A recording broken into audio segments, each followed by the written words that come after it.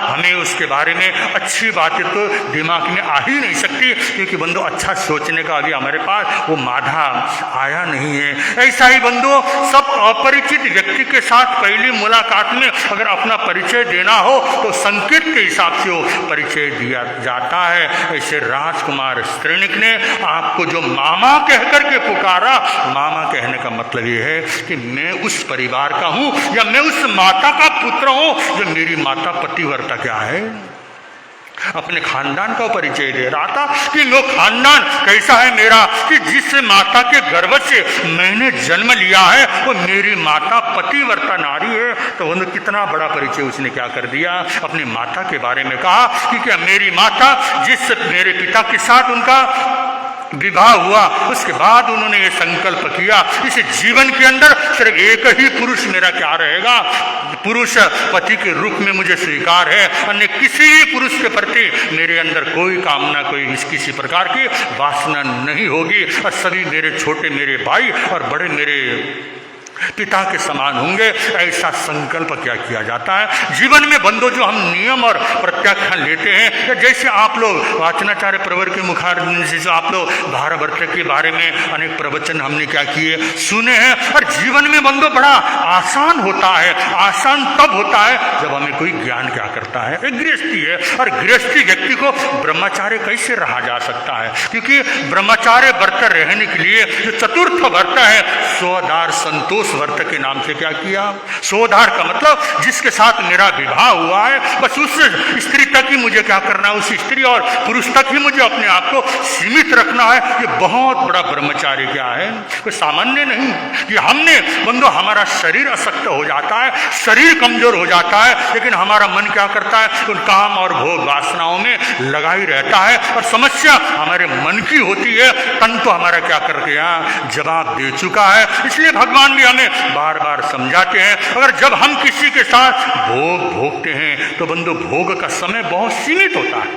अगर उस सीमित समय तक ही अगर हम काम भोग वासना में रह करके अन्यत्र समय में अगर हम अपने आप को पवित्र बनाया जा सकता है, तब तक हम ब्रह्मचार्य रह सकते हैं। बंधु अगर गृहस्थी के साथ रहती हुई है, पत्नी के साथ रहती हुई भी 24 घंटे में अगर 1 घंटा अगर हम ब्रह्म में जाते हैं, 23 घंटा ब्रह्मचार्य में रहा जा सकता है। अगर हमारे अंदर विवेक हो, अगर हमारे अंदर ज्ञान हो और हम जानते हो, और इस तरह जानते हो, तो वो भी बहुत बड़ा ब्रह्मचार्य क्या होता है, तब होता हमने अपने आप को 1 घंटा तक सीमित कर दिया। धीरे धीरे इस ब्रह्मचार्य की अवस्था को हम क्या कर सकते हैं, बढ़ा सकते हैं, परंतु हम तो बेहोशी में हैं। हमको नियम और प्रत्याख्यानों का होश रहता नहीं है। हमारा जितना भोगना है उसका तो कोई पता नहीं। हम लोग कहते हैं चलो इसका नियम ले लो, कोई खाद्य वस्तु का नियम ले, नहीं महाराज क्या पड़ता कभी खाना पड़ जाए। अरे बाबा जीवन में खाना पड़े या ना पड़े, प्रतिदिन ही क्या कर लो, आज के दिन तो कम से कम मैं क्या कर लो, इतनी चीज़ों को छोड़कर, इतने दरबे को छोड़कर मैं और सारी चीज़ों का क्या करूँगा, नियम करूँगा। ये तब आता है जब हमें ज्ञान क्या करता होता। ज्ञान नहीं है तो बंधु हमारे कर्म बढ़े जा रहे हैं, हमारे आत्मसात कर्मों का आश्रम लगातार क्या कर रहा होता है, चल रहा होता है। इसलिए जो अच्छे लोग होते हैं बंधु अपना परिचय बंधु अपने संस्कारी जीवन से क्या करते देते हैं। उस राजकुमार श्रेणिक ने भी अपना परिचय दिया, जो मेरी माता है, मेरी माता पतिव्रता नारी है, और पतिव्रता नारी के खुशी से मैंने जन्म लिया है। तो इसलिए जो सामने जो मुझसे मिलने वाला व्यक्ति है निश्चिंत होकर के मेरे साथ रह सकता है। ये संकेत तो उन्होंने क्या कर दिया था, बंधु दे दिया था। परंतु समझने वाला व्यक्ति समझे तब ना सामने वाला व्यक्ति उसको समझ पाएगा। बंधु सब अगर हमारे अंदर की जो अज्ञानता है, हमें तो सामने वाले को सामने वाले व्यक्ति की समझने की क्षमता हमारे पास रहती नहीं है। फिर अनेकों तरह की शंकाएं कुशंका हमारे मन में हो रही होती हैं। जैसे कि बंधु इंद्रदत्त व्यापारी के मन में जो भाव आया था, परंतु अब नंदा कुमारी क्या कर रहे, उसका खुलासा करते हुए कह रहे, उन्होंने कहा कि हे पिताश्री, अगर आपको प्रथम बार में उसने मामा कह करके पुकारा है तो अपने परिचय, अपने खानदान का परिचय दे रहा था।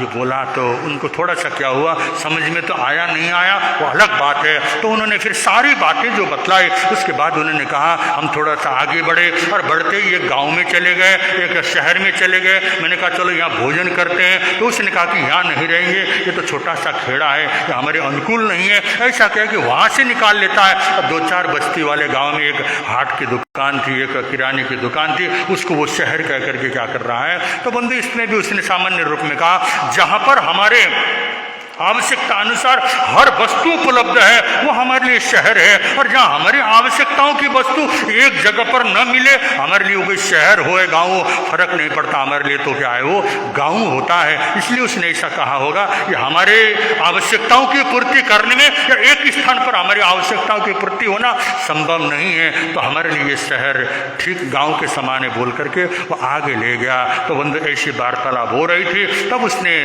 इंद्रदत्त व्यापारी ने अपने नंदा से कहा कि हे नंदा, तू स्वयं बतला कि आखिर जो व्यक्ति जूतों के साथ नदी पार कर रहा उसको भी तू अब क्या करेगी, समझदार बोलेगी। और जब नदी पार किया उसके बाद जूते क्या कर रहा हो, हाथ में लेके चल रहा है। तो बंधु उस समय नंदा ने कहा, हो सकता है कि उसके पैर बहुत कोमल हो, कोई बड़े खानदान का व्यक्ति होना चाहिए, और किसी बड़े खानदान का होने के कारण उसके शरीर ने अधिक परिश्रम किया हुआ ऐसा मालूम नहीं पड़ता है। तो ऐसा सुख सुविधा में रहने वाला व्यक्ति जब नदी में प्रवेश करता है तो वहाँ कोई पत्थर क्या हो सकता है, उस पैर में चुभ सकता है, चुभने की संभावना है। तो पहले ज्ञानी व्यक्ति, होशियार व्यक्ति पहले अपनी सुरक्षा को लेकर चलते हैं। तो उस जूते के सहित उसने क्या किया, उस नदी में प्रवेश किया, और नदी से बाहर आने के बाद गीले जूतों के साथ चलना स्वास्थ्य के लिए हानिकारक है, नजला जुकाम होने की संभावना है, सर्दी गर्मी होने की संभावना को देखते हुए उसने अपने जूतों को क्या किया है, निकाला है। तो इस तरह का समाधान वो क्या कर रही है, अपने पिताजी को दे रही है। और पिताजी ने पूछा कि ठीक है, तू ये सारी चीजों का समाधान तो किए, ऐसा कौन सा ज्ञानी और होशियार व्यक्ति होता है जो घने छाया में भी छतरी का सहारा क्या करे। कोई ऐसा व्यक्ति है जो छतरी ओढ़ करके क्या कर रहा हो। तब भी बंधु नंदा ने कहा, इसमें भी मुझे उसकी मूर्खता का क्या है, ज्ञान नहीं लगता, इसमें भी वो क्या है, बड़ा होशियार है। और उसके लिए तो कल तक का हम लोग क्या करेंगे, इंतजार करेंगे। अब आपके समक्ष वाचनाचार्य उपाध्याय परवर डॉक्टर श्री विशाल मुंजी महाराज साहब की पावन वाणी आप और हम सब लोग श्रवण करेंगे। बोल शरण भगवान महावीर स्वामी की।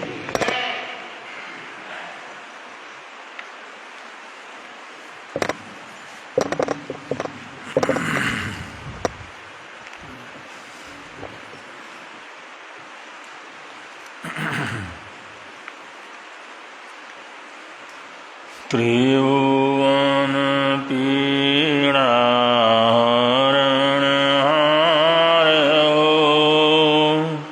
तुमको मेरा नमस्कार।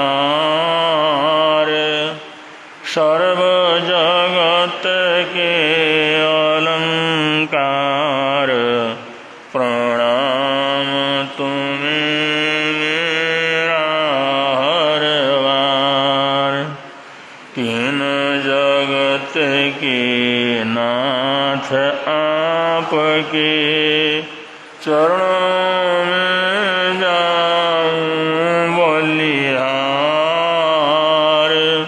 भवसागर के शोषण करता तुमको वंदन बारंबार।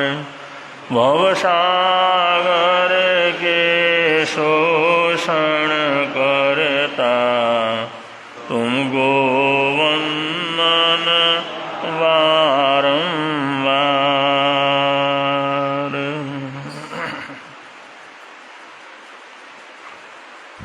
प्रसंग चल रहा है तपाचार का।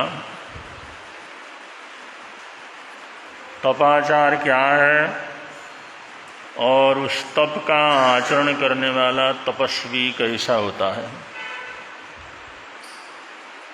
श्रवण भगवान महावीर स्वामी जागरण को, होश को हमेशा विवेकवान रहना, जागृत रहना, विचारवान रहना, गहरी सोच के साथ जीवन को जीना, ये धार्मिक आराधना साधना के लिए आवश्यक मानते हैं।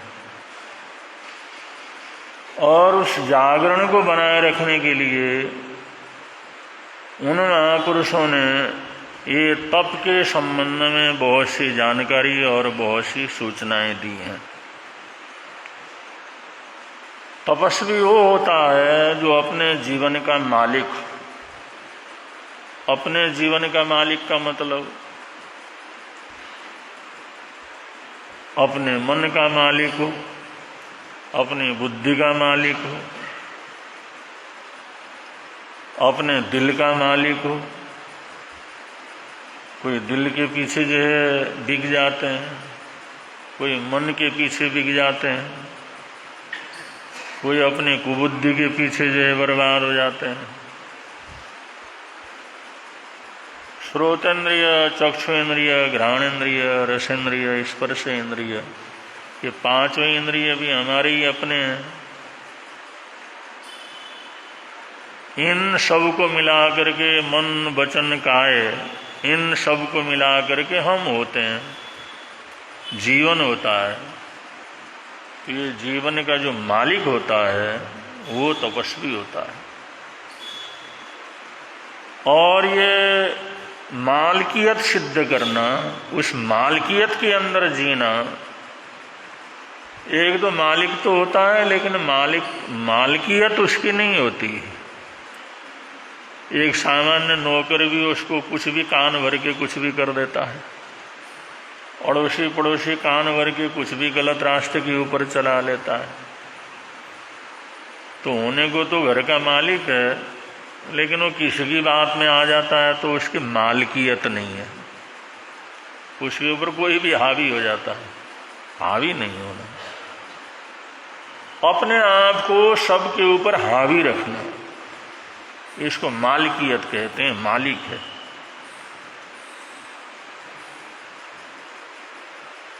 एक प्रसंग आता है, ये घर की मालिकन सास जैसे जा रही थी, उधर से अपने घर की तरफ से एक परिचित आदमी आता हुआ दिखाई दिया। उसने जो भी राम राम करना है, जय जिनेंद्र करना है किया। उन्होंने कहा क्या बात है, घर जा कर के आएगा? उन्होंने कहा मैं गया था, कुछ ज़रूरत थी, कुछ परेशानी थी, कुछ पैसे की ज़रूरत थी, इसलिए आपके घर ही गया था, वहीं से आ रहा। उन्होंने कहा क्या हुआ? उन्होंने कहा आपकी बहू जी थी, उन्होंने मना कर दिया कि हमारी स्थिति ऐसी नहीं है, हम कुछ नहीं दे सकते। उन्होंने कहा अरे क्या बात हुई? रखी कि आपकी बहू रानी थी, उन्होंने मना कर दिया, भाई हमारी स्थिति नहीं, अभी कुछ नहीं दे सकते। उन्होंने कहा चल चल मेरे साथ। उन्होंने सोचा ले भाई काम हो गया। वहाँ से चला, थोड़ी चढ़ाई भी करनी थी, फिर वहाँ तक पहुँचा। जिस समय घर पहुँचा, घर में वहाँ पहुँच कर वहाँ पर बैठ गया। वो जो जिस बाई के साथ आया था वो तो अपने काम धंधे में लग गई। उन्होंने कहा कुछ मैंने कहा था, कुछ काम से आया था। उन्होंने कहा क्या काम? उन्होंने कहा पैसे की ज़रूरत है एन तेन। उन्होंने कहा सब इस समय तो कोई ऐसी स्थिति है नहीं, हम नहीं दे सकते, अभी हमारी पैसे देने की स्थिति नहीं है। वो कहना ये तो तुम्हारी बहू ने भी कह दिया था और तुम वहां से मेरे को लेकर के आई यहाँ पर। उन्होंने कहा वो बहू कौन होती है जो मेरे होते किसी को मना करे? मना करे तो हम मना करेंगे, हम इस घर के मालिक हैं, मना करेंगे तो हम करेंगे ना, हमारी बहू कैसे मना कर सकती है? कुछ नहीं दिया, वो ऐसे मना कर दिया। बहू ने मना कर दिया, करना तो मैंने भी मना था, लेकिन मैं घर के मालिकन होते हुए मेरी बहू मना कैसे कर सकती है? अगर ऐसी मालकियत, इतना कड़क मालकियत अगर हमारे कानों के ऊपर हो, हमारे खाने पीने के साधनों के ऊपर हो, हमारे मन के ऊपर हो, हमारे पांचों इंद्रियों के ऊपर हो, हमारी इच्छाओं के ऊपर हो, तो आदमी कितना बलवान हो सकता। अगर ऐसी कड़क मालकियत हम इसके लिए भी रखें कि चाहे भूख कितने भी लगे, जब तक हाँ नहीं करें तब तक कुछ नहीं मिलेगा। कभी प्यास लगे, इतनी भयंकर प्यास लगे, वो खुद कहता है नहीं, मेरा पचखान है तो मैं नहीं लूंगा, मैं नहीं दे सकता, मर जाए तो लेकिन नहीं दे सकता। अगर शरीर का रुआं रुआं जो है वो भूख से, शरीर का रुआं रुआं प्यास से अगर बेचैन हो गया, मैं तो मर गया, उन्होंने कहा भले ही मर जा, लेकिन नहीं, हम जब तक नहीं कहेंगे, इजाज़त नहीं देंगे, तब तक पानी नहीं मिलेगा, तब तक भोजन नहीं मिलेगा। अगर हमारे पेट के ऊपर इतनी मालिकी है तो, हमारे भूख के ऊपर इतनी मालिकी है तो, हम इतना गहरा अगर ये संकल्प अगर जीवन के अंदर कर सकें कि हमारी इजाज़त के बिना कुछ नहीं हो सकता, हमारे कानों के ऊपर भी ऐसी मालिकी है तो, कि हम जो सुनना है वही सुनेंगे, जो नहीं सुनना है, लाख तुम्हारी कानों की इच्छा हो सुनने की, हम नहीं सुनेंगे। मन 1000 बार कहे मेरे को सुनना है, मैंने कहा नहीं, तो कहते हम मालिक, हम कहें तभी सुन सकते हो, वरना नहीं सुन सकते। अगर ऐसे हम अपने मन के मालिक हो जाएं, अपने श्रोतेंद्रिय के मालिक हो जाएं, देखने की इच्छा हो जाती है। महाराज कहते रहते हैं, बढ़िया से बढ़िया प्रसंग चलता है, जरा सी बात हो तो हमारा देखने की इधर उधर हो जाती है, नज़र भटक जाती है। 5 मिनट के लिए हम आंखें बंद करके बैठ नहीं सकते।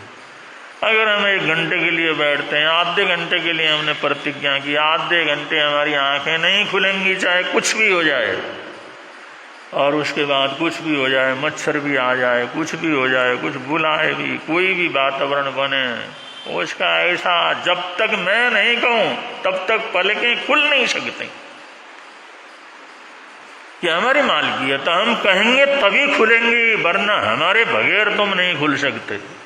इस तरह की मालकियत तो अपने आंखों के ऊपर, चाहे कुछ भी आवाज आए, कुछ भी हो जाए, लेकिन आंखें बंद हैं तो बंद हैं, खुलता ही नहीं हो। अब ये बात तो बड़ी छोटी छोटी है, लेकिन ये मालकियत आना बड़ा मुश्किल का काम है। ऐसी कड़क मालकियत का होना अपने जीवन के ऊपर। खाने की चीज है, जो हमारे अनुकूल होगा वही खाएंगे, जो अनुकूल नहीं है, हमने छोड़ा हुआ है, हमने न खाने की प्रतिज्ञा की है, ये हमारे लिए ठीक नहीं है, भले ही हमने कोई प्रतिज्ञा नहीं की, नहीं खाएंगे तो नहीं खाएंगे। इस तरह की मालिकियत तो लोग कहते हैं भाई, हम कहते हैं भाई कम से कम शराब का तो पचखान कर लो। वो कहते हैं अरे ऐसे तो कर लेते हैं, लेकिन बड़ी बड़ी पार्टियों में जाते हैं तो महाराज क्या करें, करना पड़ता है, डील रहता है, व्यापार रहता है, बड़े लोगों के पास उठना बैठना पड़ता है, और वो भी लोग हैं, चाहे कुछ भी हो जाए, कोई मतलब नहीं। जो नहीं लेता है तो नहीं लेना, नहीं खाना है तो नहीं खाना, नहीं पीना है तो नहीं पीना, चाहे कुछ भी हो जाए, बड़े से बड़ा नुकसान होगा हो जाने दो, अपने नहीं करने ये चीज। इस तरह की मालकियत, इस तरह की मालकियत हमारे 5 इंद्रियों के ऊपर होना, मन की सारी इच्छाओं के ऊपर होना, हमारे क्रोध के ऊपर हमारी मालकियत होना। हम करेंगे तभी हमारा क्रोध आगे बढ़ेगा, हम कहेंगे, हम इजाजत देंगे तभी जाकर के हमारा मुंह खुलेगा, वरना नहीं खुल सकता। अब इस तरह की मालकियत को बनाए रखने के लिए थोड़ा भेद पैदा करना पड़ेगा। मैं अलग हूं और मेरा शरीर अलग है। वो पहले बताया था ना, कल बताया था, तादात्म्य संबंध। हम शरीर और हम एक ही हो जाते हैं तो मालकियत किसके ऊपर रखेंगे? कान और हम एक ही हो जाते हैं तो कानों के ऊपर मालकियत कैसे रखेंगे? अगर हमारा मुंह और हम एक ही हो जाते हैं तो फिर मुंह के ऊपर मालकियत कैसे आएगी? तो हम शरीर ही हो जाते हैं, इंद्रिय ही हो जाते हैं, मन ही हो जाते हैं। मन से अलावा मन ही तो सब कुछ जीवन है, ऐसा सोचते हैं। तो इसलिए सबसे पहले इस तादात्म्य भाव को तोड़ने की जरूरत है, जिसको साक्षी भाव में, तटस्थ भाव में, जिसको जो है शवासन के माध्यम से आदमी तटस्थता का जो अभ्यास करता है। और वो शवासन का मतलब सब की तरह, मुर्दे की तरह अपने आप को छोड़ देना और इतना भाव करना, भाई मैं तो बिल्कुल, मेरा शरीर अलग है, मैं अलग हूँ और मैं इससे बाहर निकल सकता हूँ। और मन से, भावनाओं से, संकल्प से बाहर निकलना और ऐसी अनुभूति करना, मैं अलग हूँ और मेरा शरीर अलग है, मैं सामने बैठा हूँ और सामने मेरा शरीर है। इस तरह की जो चीज़ें हैं ना, इसको तटस्थता कहते हैं, इसको तादात्म्य को तोड़ना कहते हैं। जो हमने जन्मों जन्मों से अपने शरीर के साथ अपना इतना घनिष्ठ संबंध बनाया हुआ है, भेद खत्म है। जब तक इस भेद को हम बनाएंगे नहीं, इसी को भेद विज्ञान कहते हैं। भाई वो साधक हैं, भेद विज्ञान की साधना करने वाले हैं, वो तपस्वी हैं, भेद विज्ञान की साधना करने वाले हैं। भेद विज्ञान का मतलब यही है, तटस्थता का मतलब यही है, तो इसके अंदर साक्षी भाव का मतलब यही है। हम अलग होकर के अपने शरीर को देख सकते हैं, अलग होकर के अपने चेहरे को देख सकते हैं कि आंखें बंद करके हम बैठ करके देखें, भाई हम अपने शरीर को देखें। और बहुत बार तो आप लोग कितने बार शीशे को देख लेते हैं, लेकिन अगर आंख बंद करके तुम अपने चेहरे को ही देखो तो किसी को समझ में नहीं आएगा। रोज देखते फिर भी नहीं समझ में आएगा। तो भी कोशिश करना, जिस चेहरे को हम बार बार देखते हैं, एक बार किसी को देखा वो तो फिर भी झलक आ जाएगी, लेकिन हम अपने आप को न मालूम हजारों लाखों बार देख लेते हैं। जहाँ भी शीशा मिले सामने जाके खड़े हो जाते हैं, देख लेते हैं, साफ सफाई कर लेते हैं, लेकिन आंखें बंद करके तुम अपने चेहरे को अपने सामने लाओ, बिल्कुल साक्षात लाओ। थोड़ा अभ्यास करके देख लेना। अपने चेहरे को हम सामने नहीं ला सकते। जन्म से लेकर के अब तक माँ बाप के पास रहे और हमेशा माँ बाप का चेहरा देखा। हम कहते हैं माँ बाप के लिए प्रार्थना करने के लिए आंख बंद करके अपने माताजी, अपने पिताजी, अपने दादाजी, उनका जो तस्वीर सामने प्रकट करो, लाओ। अब देखा हुआ तो इतने बार है, लेकिन वही तस्वीर नहीं आएगा, अपनी तस्वीर नहीं आती। हम इतने तादात्म्य संबंध हमारा बन गया है, हम अलग नहीं कर सकते किसी भी चीज को। जब तक हम ये अलग अलग नहीं कर सकते, हम थोड़ी देर बैठ करके ये प्रतिज्ञा करूं मैं अलग हूं और मेरा शरीर, मेरा चेहरा अलग है, उसको सामने बैठा हुआ देखूं, अपने माता पिता को सामने बैठा हुआ देखूं और वो बिल्कुल झलक उसी तरह से सामने आए, लाया जाना चाहिए। इसमें क्या तकलीफ की बात है? अपना चेहरा सामने हम ला करके देख लें, अपने माँ बाप का चेहरा सामने ला करके देख लें, लेकिन नहीं होता। कोशिश करना, कोशिश करते करते हो जाता, और ये चेहरा सामने आने लगे तो बहुत अच्छा लगता है उसे। जैसे शीशे में अपने चेहरे को देखते हैं तो अच्छा नहीं लगता, अच्छा लगता है तभी तो देखते हैं लोग। अगर बिना शीशे के भी हम देखने लगे, मन के शीशे में देखने लगे, तो कितना अच्छा लगेगा, इतना बढ़िया लगेगा, इतना सुंदर लगेगा, इतना आकर्षक लगेगा, बड़ा लंबा समय उसके अंदर बड़े आनंद के अंदर व्यतीत कर सकते हैं। लेकिन ये है भेद विज्ञान का अभ्यास। अब ये तो बड़ा आसान काम है ना, आप लोग कर सकते हैं। बहुत से लोगों को भेद विज्ञान क्या होता है, ये तटस्थता क्या होती है, ये जो है साक्षी भाव क्या होता है, अपने तो समझ में नहीं आता। तो ये है कि अपने चेहरे को अपने मन के दर्पण में देखने की कोशिश करना, अपने गुरुओं के चेहरे को अपने दर्पण में, अपने मन के दर्पण में देखने की कोशिश करना, अपने माँ बाप के चेहरे को, वो बैठे हैं, लेटे हैं, सामने हैं, एकदम उनका स्वरूप एकदम प्रत्यक्ष उनको सामने देखने का प्रयत्न करना, और अपने आप को सामने बैठा हुआ देखना। अगर ऐसा अभ्यास करते हैं तो ये भेद विज्ञान का अभ्यास है। बड़ी साधारण भाषा में, बड़ी सरलता से हम किसी बच्चे को भी समझा सकते हैं, अनपढ़ से अनपढ़ आदमी को भी समझा सकते हैं। लेकिन इसी भाषा में रहते हैं तो बहुत समझ में नहीं आता। लोग सोचते हैं ये तो विद्वानों की भाषा है, शास्त्रों की भाषा है, हमारे काम क्या आने वाली है। लेकिन बंधु, अगर इस तरह से देखना, अपने चेहरे को ही अपने सामने ला करके देखना, और वो देखने का जितना गहरा आगे बढ़ता चला जाएगा, उतना उतना हमारे को ये भरोसा होगा कि हम अलग हैं और हमारा शरीर अलग है। और जब हमारे मैं अलग हूँ, मेरे इंद्रियां अलग हैं, ये भेद विज्ञान सजने के बाद, ये तटस्थता टूटने के बाद, ये तटस्थता का संबंध जब तोड़ देते हैं हम, उसको भेद करते अलग अलग कर देते हैं, उसके बाद फिर मालिकियत की बात आती है। उसके बाद मालिकियत की बात आती है। जब एक ही है तो मालिकियत कहाँ से हो? उसके लिए दूसरा चाहिए ना।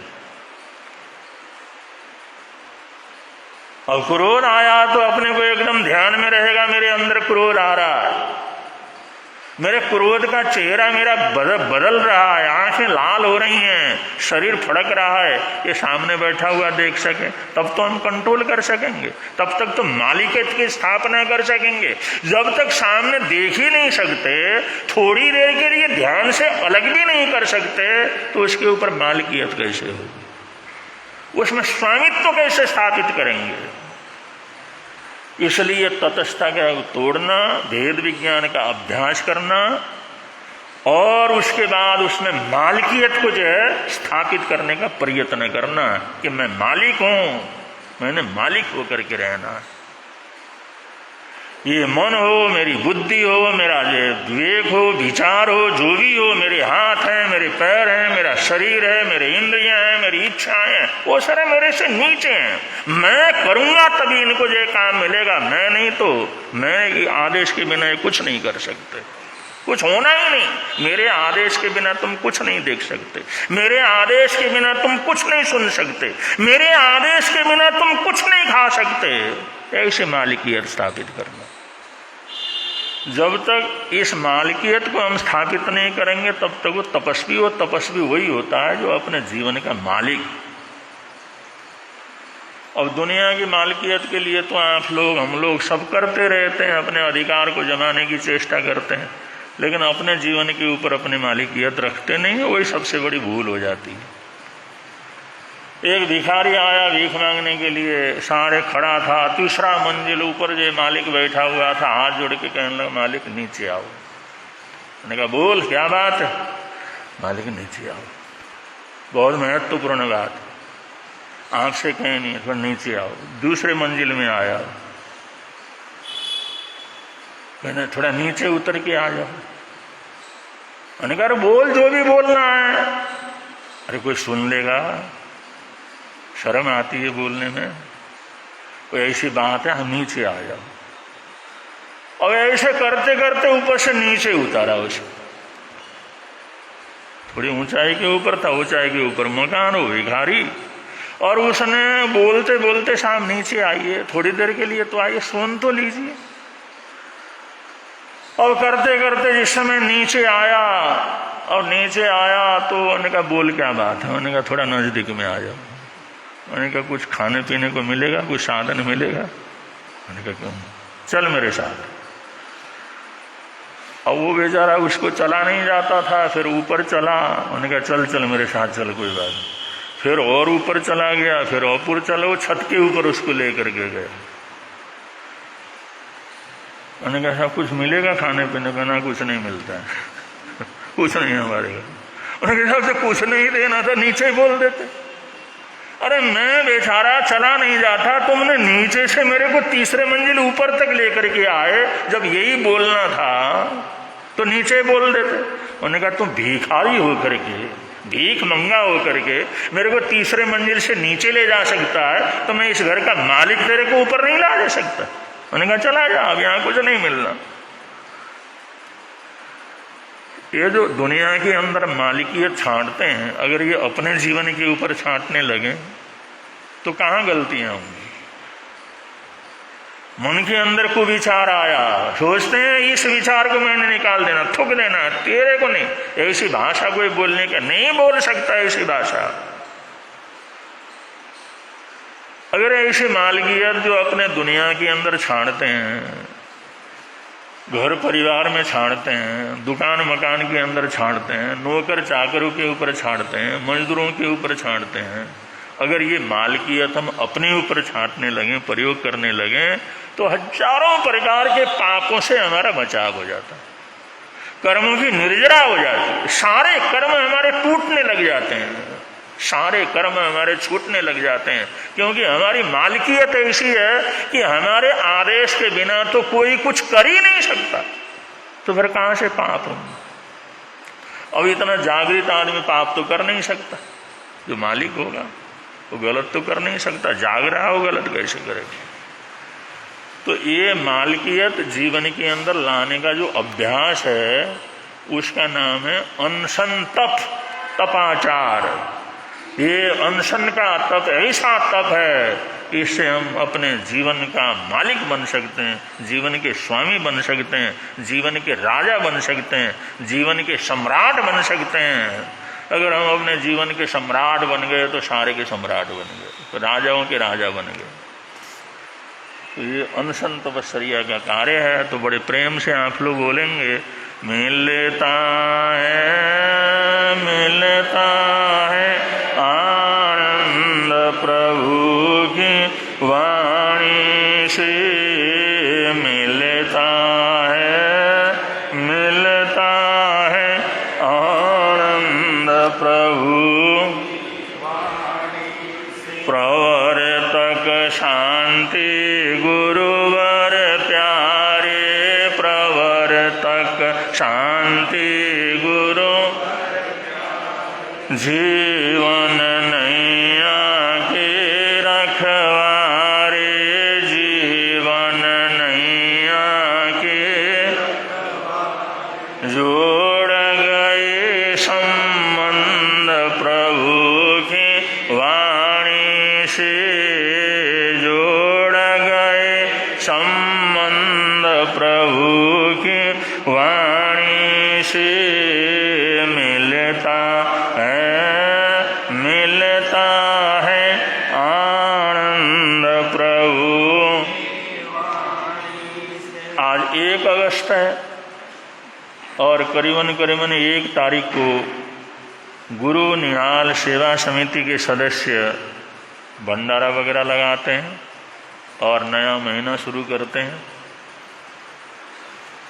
आगे 7 अगस्त को महासती सिद्धायिका जी महाराज साहब, हरसायिका जी महाराज साहब का जो 8 तारीख को उनका स्वर्गवास हो गया था एक्सीडेंट के अंदर, तो उनकी स्मृति में, उनकी आत्म शांति के लिए जो हर 8 तारीख के आसपास आगे या पीछे उनकी स्मृति में जो भंडारा लगाया जाता है, तो आने वाला 7 तारीख सोमवार का भंडारा मानव मिलन परिवार की तरफ से संपन्न होगा।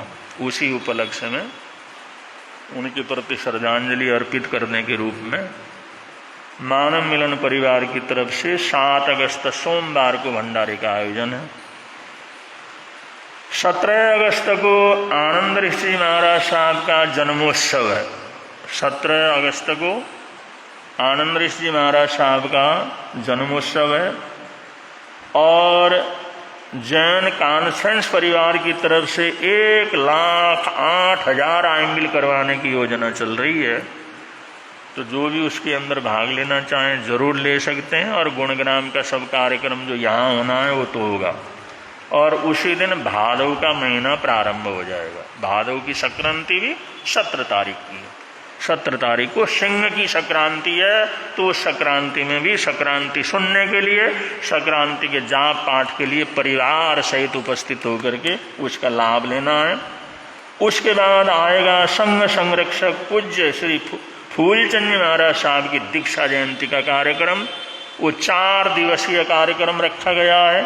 20 अगस्त रविवार को 1500 सामायिक की आराधना साधना है, जिसमें आप सब लोगों ने भाग लेना है, दूसरों से करवाना है। 21 अगस्त को आंबिल महोत्सव है सामूहिक रूप से, और 22 अगस्त को एकासना और पारने का कार्यक्रम है। एकासना 23 है। हाँ, तो जे आंबिल का जे 21 को आंबिल है ना, 21 को आंबिल है और 22 को पारने है और सत्संग वगैरह है, और 23 तारीख को फिर एकासना दिवस है। इन दिनों के अंदर गुणग्राम सभा रहेगी, महिला संघ की तरफ से सत्संग वगैरह भी रहेगा। तो ये सारे कार्यक्रम अगस्त महीने के कार्यक्रम है। और ये अगस्त के आखिर में 30 अगस्त को रक्षाबंधन का महापर्व है। ऐसे ये पर्व अनेक कार्यक्रमों से युक्त है, अनेक कार्यक्रम इसके अंदर संपन्न होने वाले हैं। तो सभी कार्यक्रमों में तहे दिल से भाग लेना है। ये सावन भादव का महीना खूब धर्म ध्यान करने का महीना होता है, इसलिए सबने लाभ लेना है। आज के एकासने वियासने का प्रत्याख्यान, जिन भी भाई बहनों का आज का एकासना वियासना हो, एकासना वियासने का बचकान, आज के एकासना वियासने का बचकान बड़ी वो सरे आज का आयम्बिल शोभाजी जैन 62 भी आपका आज आयम्बिल है। आज के आयम्बिल का प्रत्याख्यान, आयम्बिल का बचकान वो सरे श्री मणिभद्र मुनि जी महाराज साहब ने पिछली लिस्ट भी तैयार की थी, अब भी उन्होंने तैयार की है। और जिन्होंने भी ये आयम्बिल की लिस्ट में अपना नाम लिखवाना है, आयम्बिल के क्रम में भाग लेना हो, आयम्बिल की लड़ी के अंदर भाग अपने को भागशाली पुण्यशाली सिद्ध करना हो, जरूर मणिभद्र मुनि जी महाराज साहब से संपर्क करके अपना नाम लिखवा सकते हैं। आज के उपवास का प्रत्याख्यान, अगर किन्हीं का उपवास है, आपके दोनों बहनों की, इन माताओं के जो वर्ष तप चल रहे हैं, एक दिन छोड़ करके आपकी तपस्या चल रही है और आपको साता रहे ऐसी हार्दिक मंगल कामनाओं के साथ आज PVR उपवास का बचकाना सुनते बड़ी कौन वो सरे वो तपस्या करने वालों को, वर्ष तप करने वालों को, संघ की शान बढ़ाने वालों को आज का जाप है। ज़्यादा से ज़्यादा सभी लोगों ने करना है। घर में, परिवार में बच्चों को, बहुओं को, जो भी नहीं आते उनको भी बतला देना है। श्री ऋषभ देव भगवान को वंदन बारंबार, श्री ऋषभ देव भगवान को वंदन बारंबार, श्री ऋषभ देव भगवान को वंदन। अब संघ की तरफ से सूचनाएं हैं, उसके अनंतर मंगल पाठ होगा। संघ की तरफ से सूचनाएं।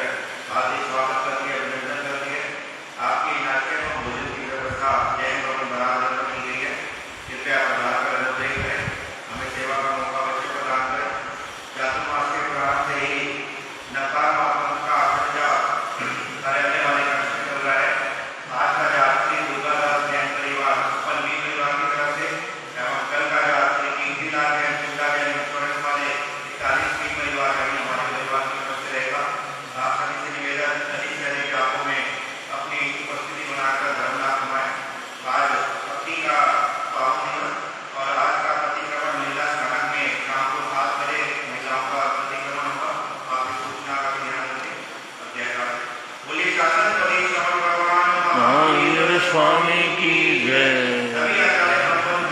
की जय, महाराज की जय,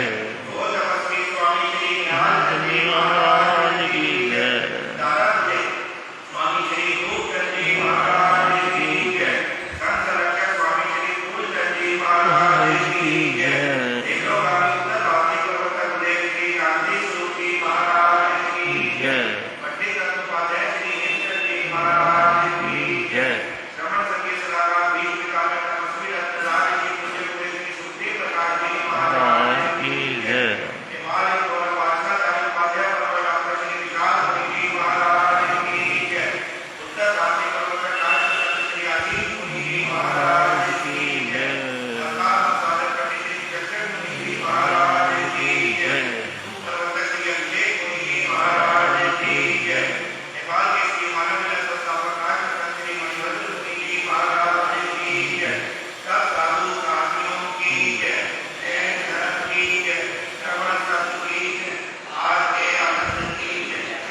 श्रीचत्तारिमङ्गलं हरिहन्तामङ्गलं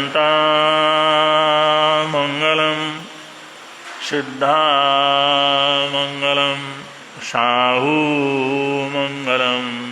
केवलीप्रणतो धम्मो मङ्गलं चत्तारि लोकोत्तमा हरिहन्ता लोकोत्तमा सिद्धा लोकोत्तमा साहू लोकोत्तमा केवलीप्रणतो धम्मो लोकोत्तमो चत्तारि शरणं प्रपद्यामि हरिहन्ते शरणं प्रपद्यामि सिद्धे शरणं प्रपद्यामि साहू शरणं प्रपद्यामि केवलीप्रणतं धम्मं शरणं प्रपद्यामि ये चार शरण दुख हरण जगत में और न शरण कोई होगा जो भव